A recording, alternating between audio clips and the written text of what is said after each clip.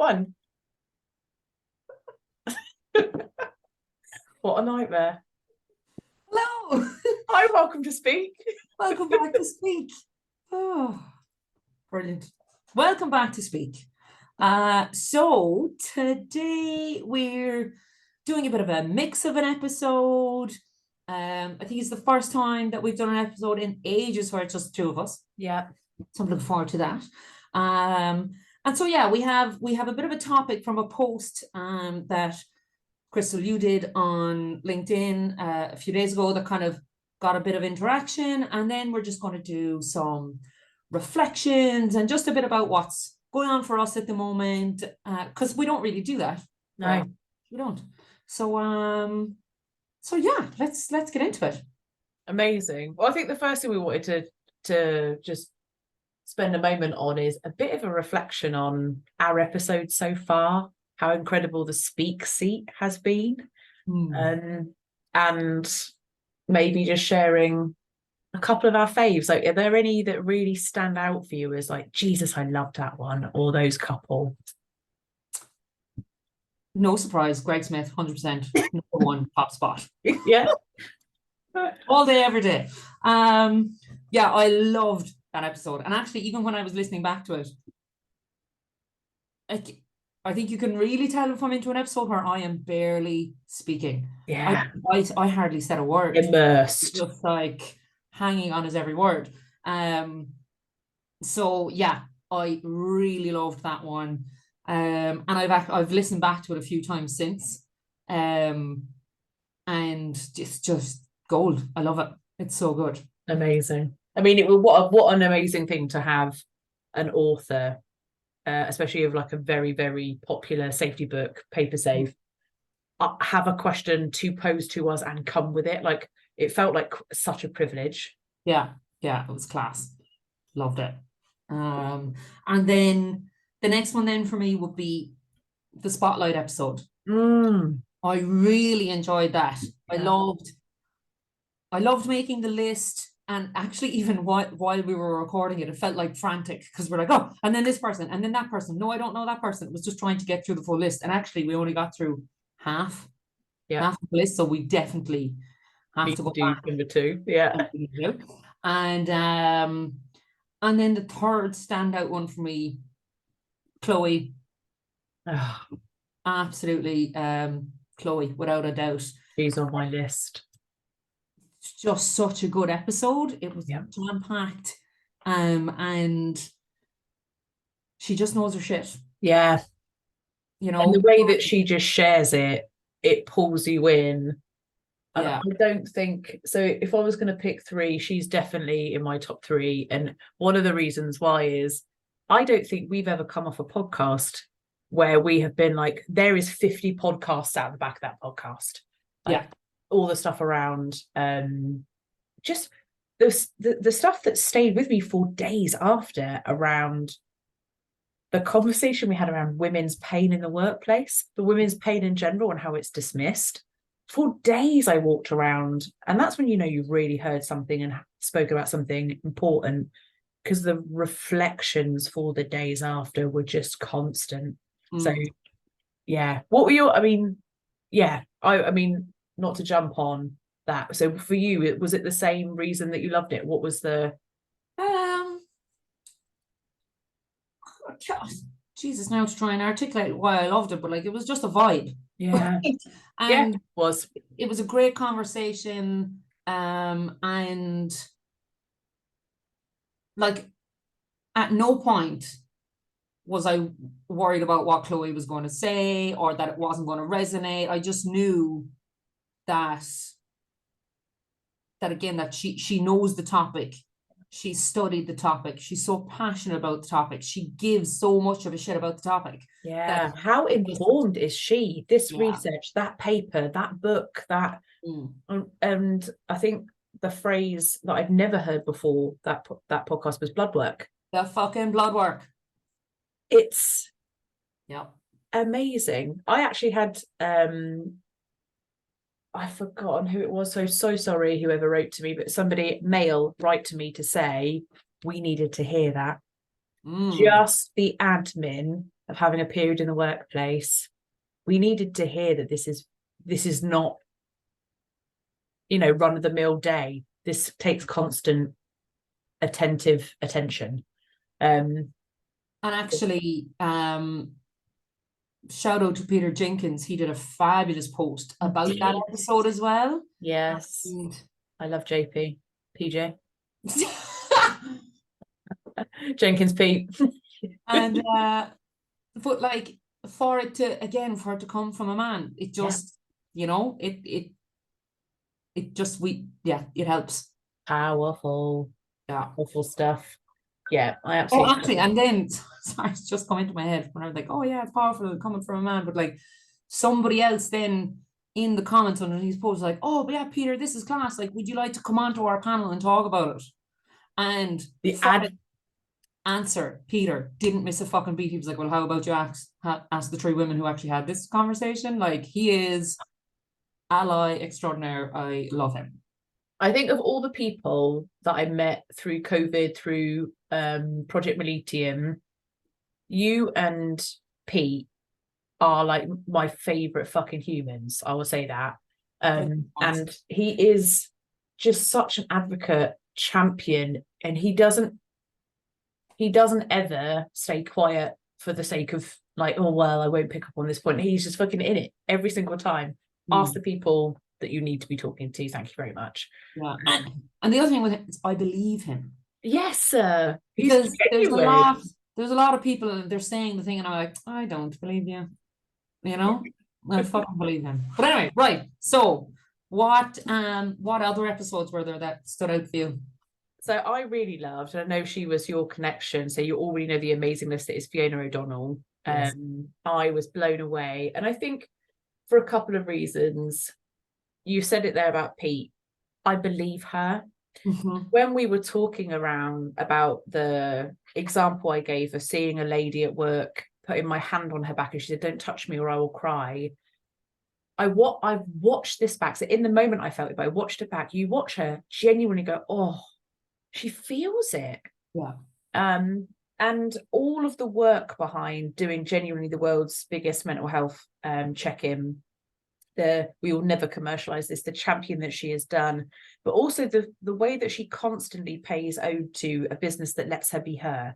She is somewhere that celebrates individuality, and she talks about them with such passion, and I'm sure they talk about her in the same way. So I genuinely feel, we use the phrase threes, right? She is a three, hardworking, competent and fun, right? Yeah. So very rarely do you meet somebody with all three, but those ones to keep very close. I would love to debate work with her, mental health with her, and go on the beer with her. So phenomenal, smashy woman, love her. Shall arrange the beer date. Please arrange the beer day. Stuart Hughes, I absolutely loved, and there's a particular point in his podcast where he says, people say you can't do that because of health and safety, and he sits back and it's oh really, because health and safety says we can put somebody on the edge of the atmosphere and let them fall down to earth, and it's oh really. And I thought, we need to play with this more.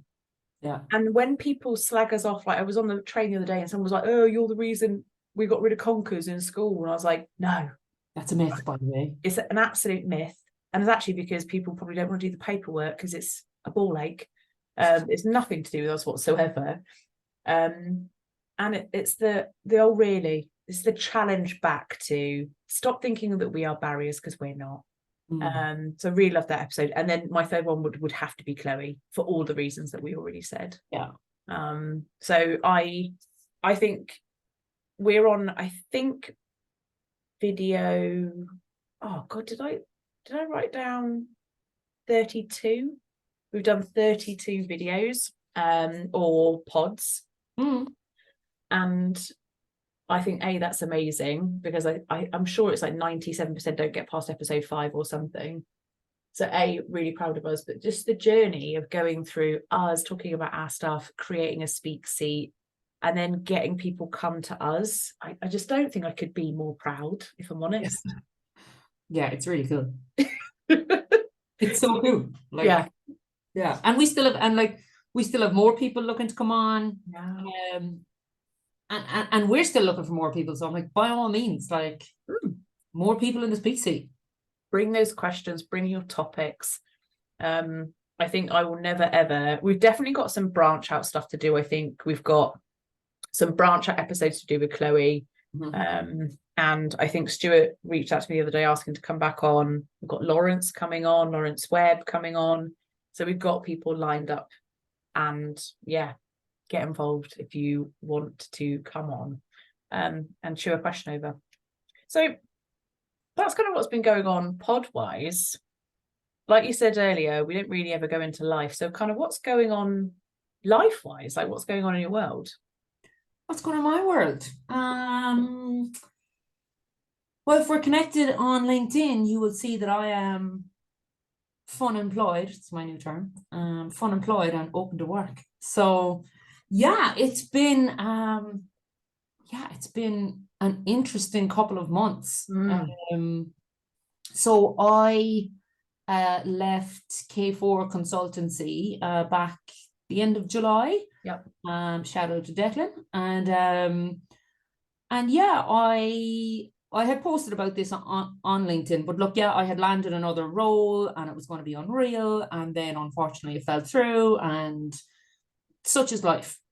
But I find myself in this really unique position, and I am acutely aware that I'm in a very privileged spot that I can do this, but I'm really able to take my time. I'm really, really leaning into the slow down, the chill out, let it be right. And I'm being so selective in what I'm going for. It's like my dad is like, how many jobs do you apply for this week? I'm like, 1. He's like, what the fuck? Get on it. I'm like, Dad, listen. I'm all right. Yeah. I'm 45 years of age, just leave me the fuck alone. But also, I'm not flying my CV out everywhere. I'm being selective, and it's it's really nice. How lovely to be in. Yeah, I'm enjoying it. Yeah, and do you know what? And as you should, because after very, very many years of work, if you are in a position where you can just take your time for the right role, so the one you go into, the next one is the right one, there's longevity in it and all that, rather than people that just bounce. It's just take your time, take it if you can, and you can. So if you want to take up puzzling or snazzy awards dues, come on now.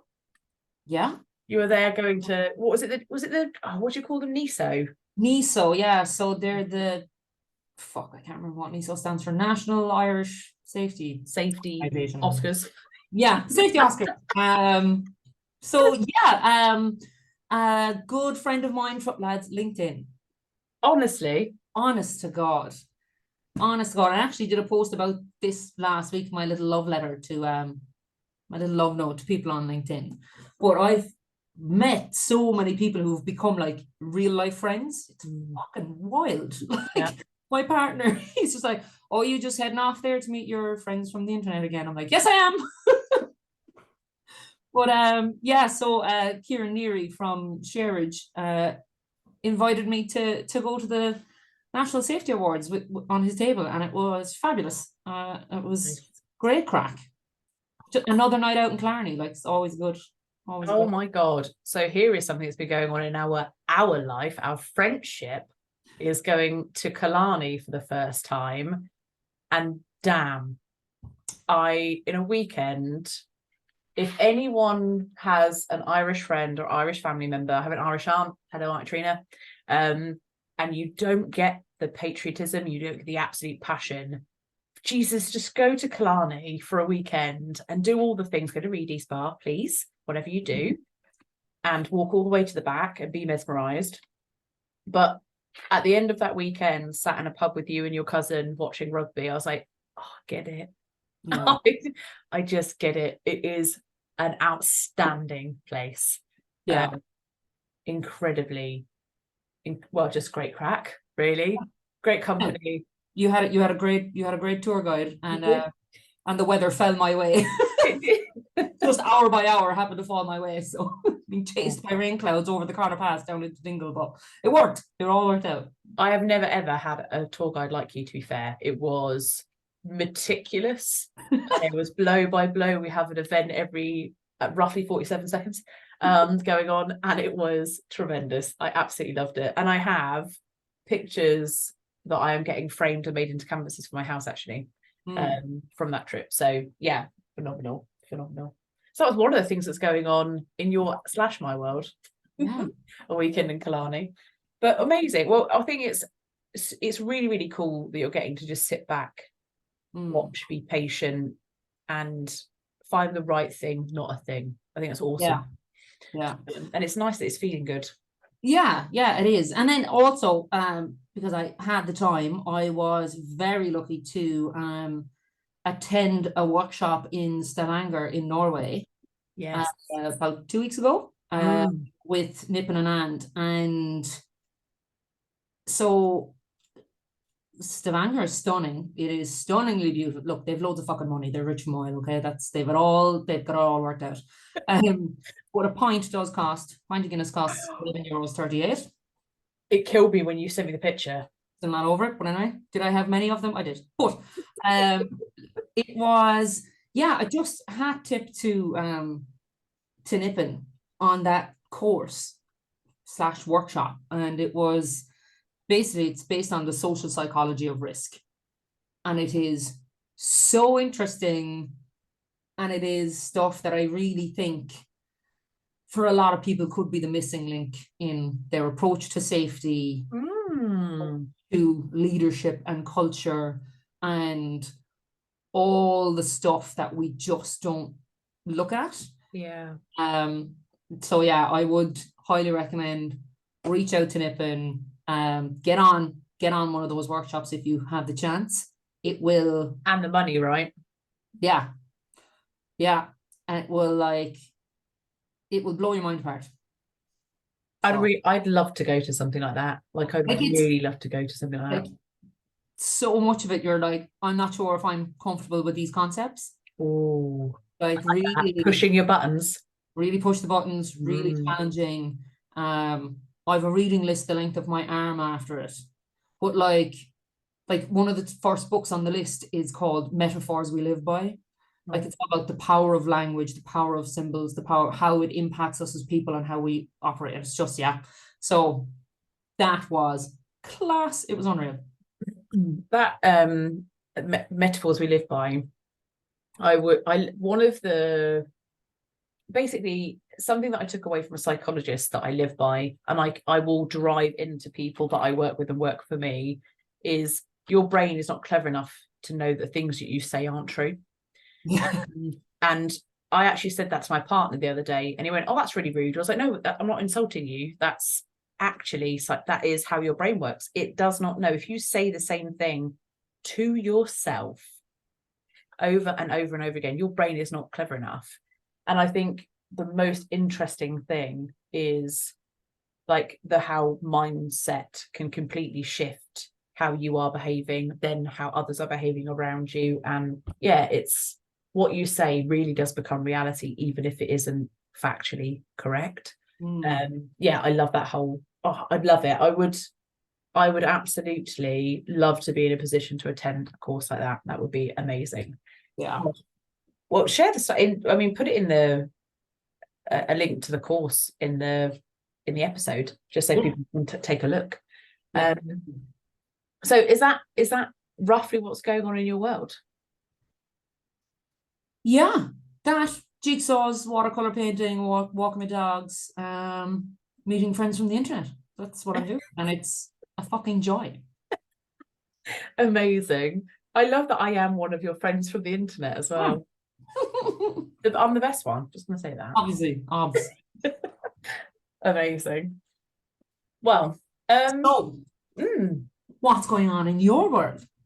So my world is as per usual, manic single mummy life with big job life with M is good, that is life. Work is fantastic. really starting to push down this culture piece now. I have a model that I use everywhere I go. I sort of refined it over the last 20 years.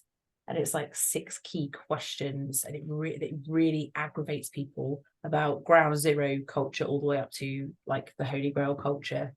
And it's amazing that the ground zero questions, they really aggravate, get people defensive, they argue. It's great to really talk about where you are. So I'm loving that. That's super fun. Obviously, also a non-exec director for 365. So that's super cool at the moment. We're looking, I don't actually know if I say, looking to do something very, very cool that I'll probably be able to talk to you about at some point. Properly changing the game on how we teach people about safety culture, which is very cool. Interesting. And then what were the other things that I was going to say? So there's the post.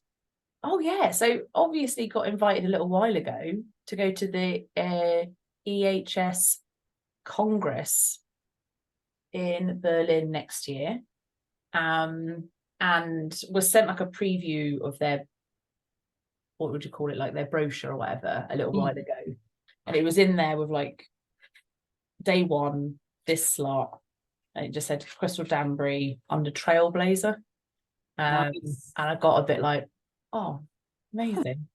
And so they posted this week just saying amazing workshops being run by these people, and then incredible keynote speakers from, and I can't remember what the word that they used. I do. It was visionary. There you go. Yeah. From visionaries like, and I was like first in that row of names. And I don't think I would ever even think of myself as a visionary, but love the amount of stuff that's going to be jammed into that. And I'm actually taking leave and just attending on my own account next year, and just going to be really present with all of the keynote speakers, take everything in, but really give myself to that slot. And I don't really know what I'm going to speak about yet, and I'm sort of stuck between 2 places. One of them is the true cost of harm stuff that I do starts from a really core place in me and where I grew up work-wise.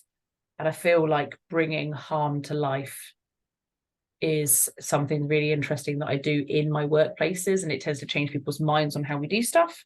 So that could be really cool. But just going to really enjoy that moment. And then when I posted out there to say, like, what are your questions? Because I prefer to answer somebody else's question. And then I think Catherine Pritchard put underneath, basically, this is a well-deserved word. And then somebody else was like, love how humble you are. And I have to say, there were little moments when I sit in this green room most of the time, right, in single mum prison, because my bub's in bed. And I just like to do my best for people that can't get the best yet until I like change something or do something. So it's just wicked. It's wicked to be a part of it. It's wicked to be on the list. I can't bloody wait for it. So that's going to be super cool. And then the other thing that was going on with me really, which was how this chat started and how we were going to do this extra pod, was I posted something that I really thought was amazing. I saw a post on LinkedIn, and it was a picture at the side of a building and some graffiti that said, and I will look at it now to read it. In fact, shall I share it? Do you? Share it for those that are here.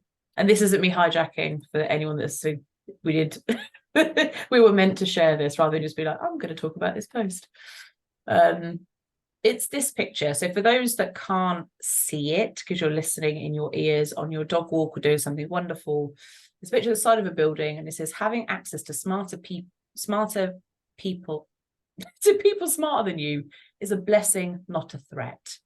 And I absolutely love that. And I see so many people that get threatened the minute someone in their team is doing really well, the minute somebody is hired as their peer that is doing really well.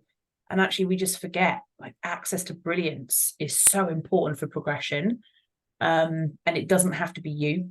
It can be everybody. And you could have the privilege of having access to them.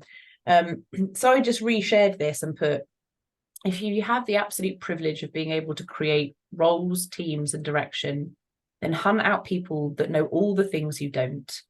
Hire the person that could 100% take your job someday, because you're not meant to build a space you're meant to build a space that makes a difference, not a palace for your subjects.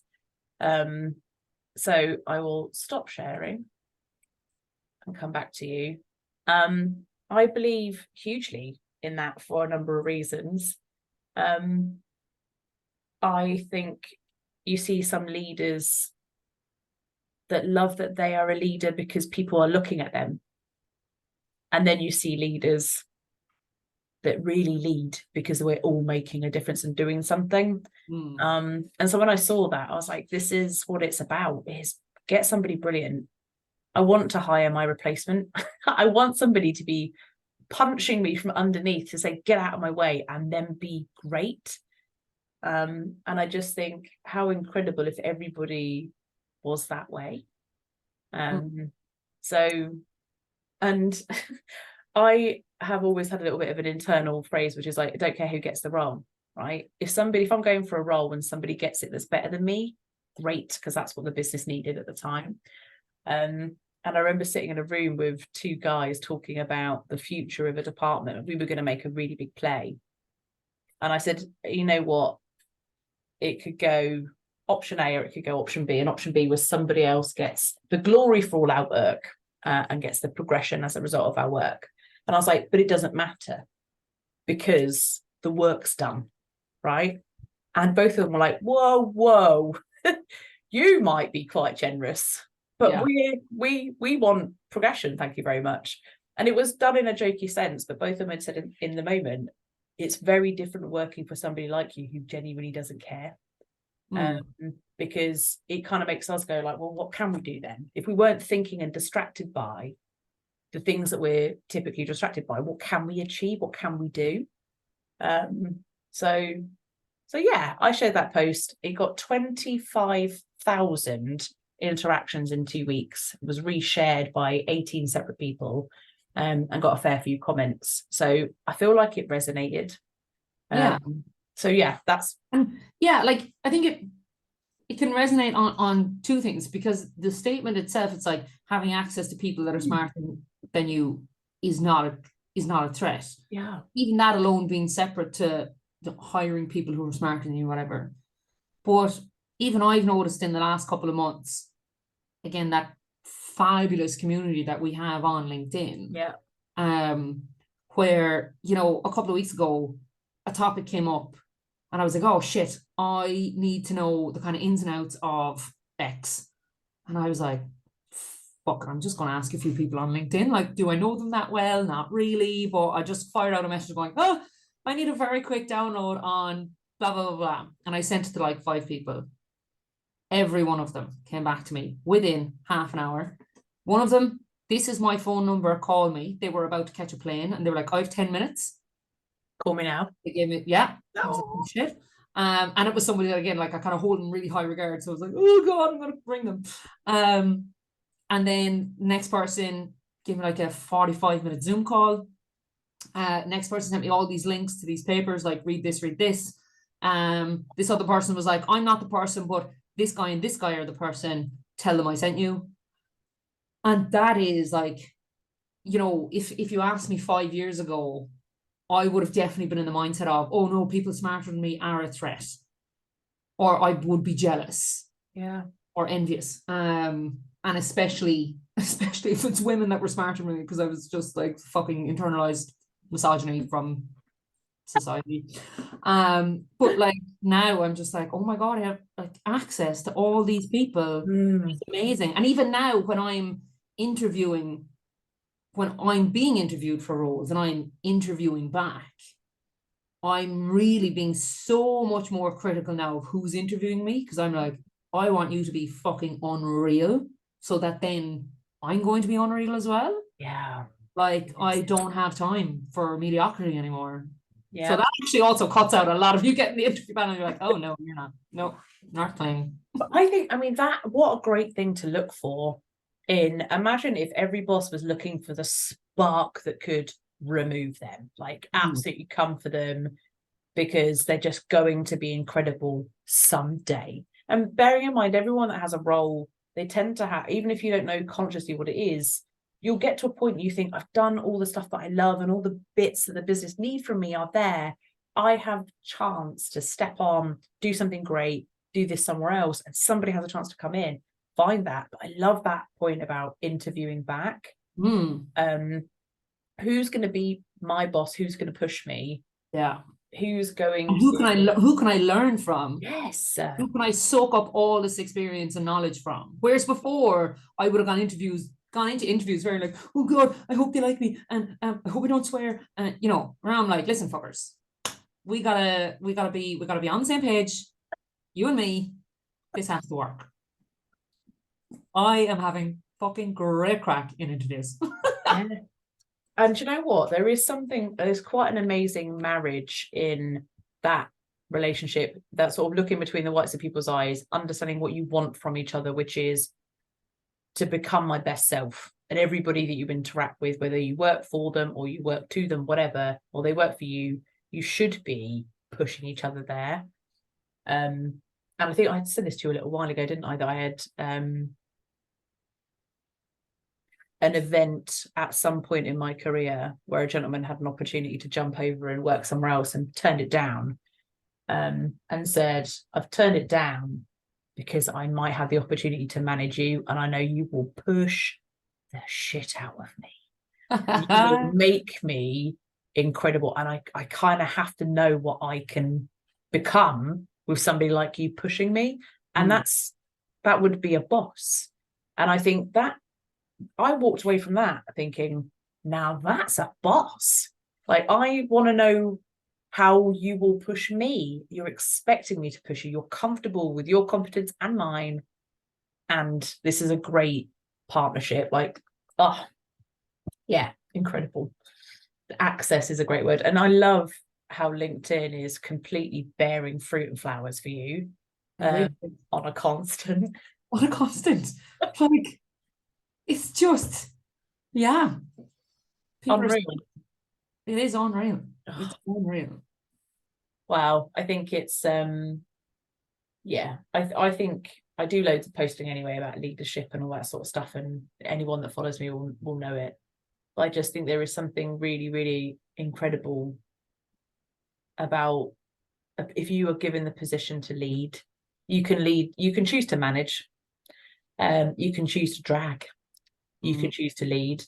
You have the privilege of being in that position. I just, please utilize it for the good of everyone that's in your charge and for the good of everyone that you're looking after, especially if you work in our field. Please do the most with what you have and push that resource to its absolute, and you included. And don't make it about people revering you and being scared of you or doing what you say or task management. Jesus, give autonomy freely and just see what happens. So yeah, love that. Oh, well, I mean, we're nearly at wrap up. We're basically at wrap up. Yeah. So I think it's been quite lovely to just reflect actually on how far we have come, what's been going on in our worlds. Is there anything? So yeah, I was going to say there isn't much other than the run up to Christmas really that's in my headway. I am at a conference the next couple of days. I'm off to Mexico next week, and then it's into Christmas. I can't believe where this year's gone. I know, yeah. Rapid. It's rapid fire. So, but amazing. What's coming up for me? Oh well, there's an Andy Warhol exhibition on in Dublin, so I'm coming to Dublin. So Elisa on tour. I'll be posting on LinkedIn to be like, hey, safety Dublin people. Like, I'm not inviting you to come with me because I don't like people to come to galleries with me because it's sacred space. But I mean, before or after, coffees or beers. yeah. After is fine. Before is fine. Just don't talk to me during. Like, no. Fair. Well, I hope that is really amazing, and thank you to everybody for tuning in to our reflection session, really. And we hope you have a great couple of weeks and join us again for the next episode when we'll chat about something else, probably with someone else. Probably. All right. See you later. Bye.